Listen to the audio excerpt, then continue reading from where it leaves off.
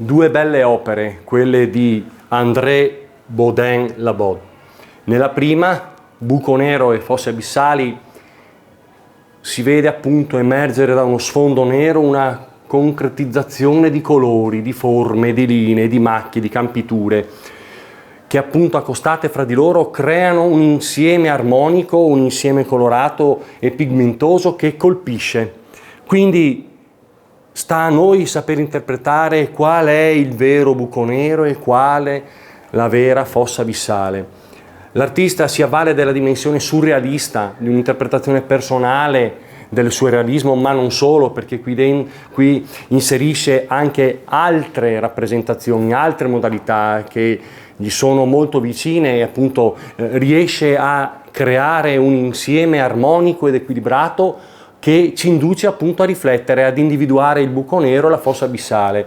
Magistrali le cure di alcuni particolari, per esempio accostamenti di colori, dove il colore più o meno forte, più o meno intenso, più o meno pastoso, ben si amalgama al colore più dolce, più delicato e magari su toni più leggeri. Nell'altra opera, più piccolina dal titolo Inferenze, l'artista non solo gioca con i colori che fanno da sfondo all'opera, ma inserisce una tramatura fatta di linee, di quadrati, di cerchi, quasi sembri ricercare un rimando alle opere di Kandinsky. Anche qua surrealismo, visione dell'astrattismo, il tutto sapientemente fuso per creare una visione personale, un'interpretazione intima.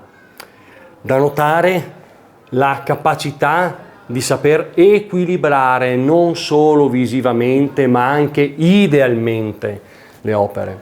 Quest'artista sapientemente usa le varie tecniche della storia dell'arte, non solamente le varie tecniche ma anche i vari ismi, i vari rimandi in termini culturali per creare opere veramente affascinanti che sanno appunto cogliere e toccare le corde dell'animo umano.